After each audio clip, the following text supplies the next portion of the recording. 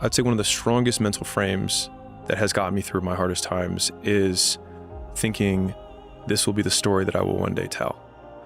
And that means the harder it is, the bigger the dragon, the more epic the story, and by consequence, the more epic the hero. And if you think about the difference between winners and losers, winners define themselves by what they made happen, and losers define themselves by what happened to them.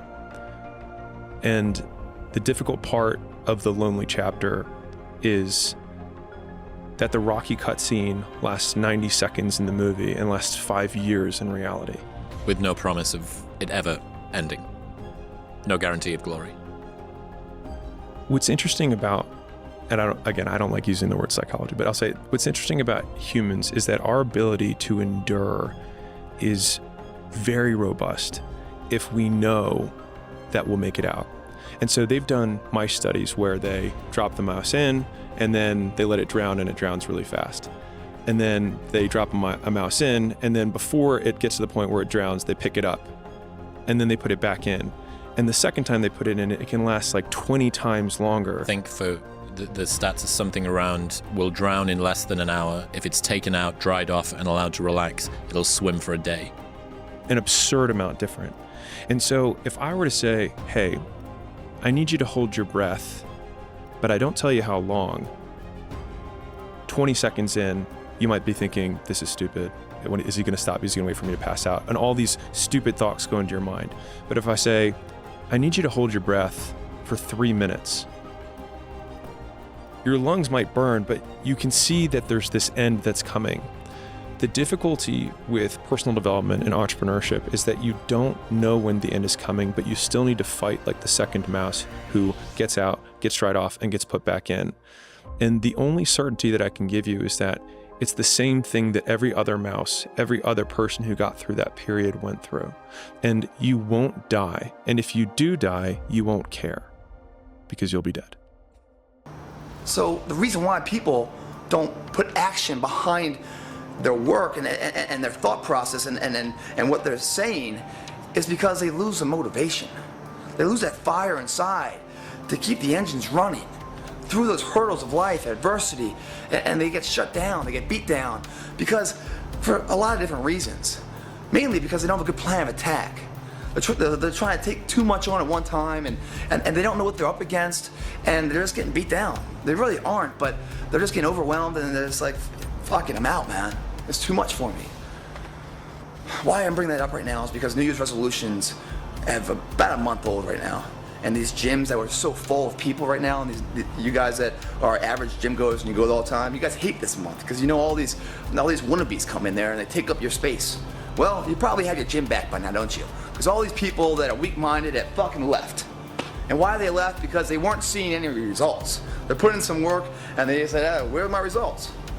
Because for some reason they think if they're 20 or 30 or 40 or 50 years old, right, that their body is molded into that state for that many years. They feel 2 weeks in the gym will transform all that. 2 weeks of work will transform 50 fucking years of wrongdoing and bad eating habits and being unhealthy.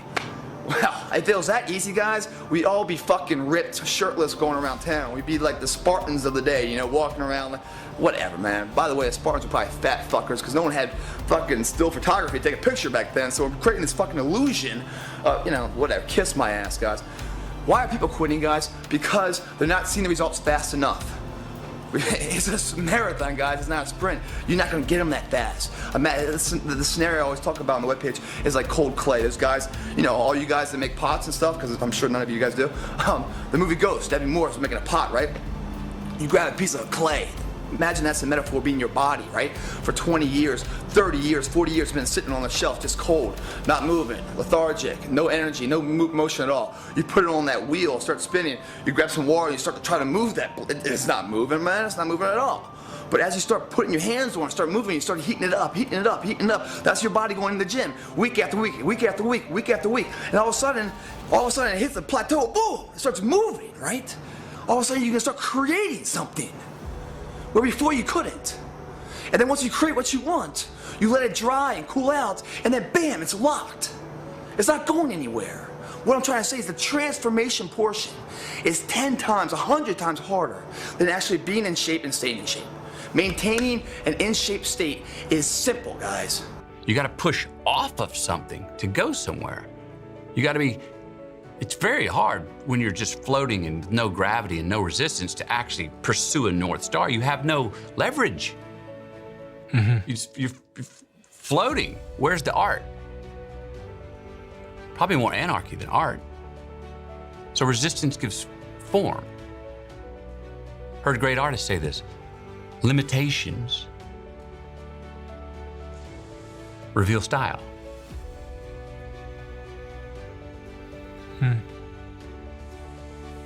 Resistance, something to go, or else it's like in green lights. If life's just nothing but green lights, if you got no yellows and reds, no reasons to pause or crises that stop you, resistance? What are you just gonna go in circles till you run out of gas and get dizzy? I don't see that. How do we evolve or devolve without resistance? Now, picking the right resistance is an art in itself. It's challenging.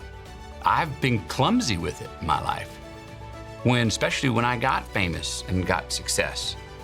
Man, enough people telling me I love you and the caviar and the champagne, I was like, what the shit? Why me? I don't deserve any of this. What did I fuck things up on purpose just to say, like, I tripped myself running downhill so I could bloody my own nose and go, now I can feel. Okay, now my heels are on the ground. It was clumsy. So I don't think we need the kind of resistance that we create that can harm us or get in our way for getting in our way's sake, because I've come to learn, and I think we all are, no, when things are going really well, resistance is gonna come. If you have any ambition, resistance is gonna come. So I think that as a man, your happiness comes from feeling respected over feeling loved. And the reason perhaps you're happy now is because you have more respect for yourself because of the decisions you're making, and you have self-respect. Yeah. And I think that a lot of men, even if they have self-respect, if nobody else respects them, they're struggling. I think male depression can be fixed with respect. I want to tap into depression. What's your thoughts on that? I think that it's massively overdiagnosed. I say depression isn't real because I speak in absolutes. I think the idea of feeling depressed is real. I don't feel like it's a clinical disease that you catch from the sky and it can't be fixed. I feel like depression is feedback, pain is feedback, and your mind and body is telling you something must change. And if you make those changes, you will feel happier. I don't buy into the idea that it is a disease. I think it's situational, and you must change your situation and your actions and your decisions to feel better. And that's why I say it's not real. It's not a disease.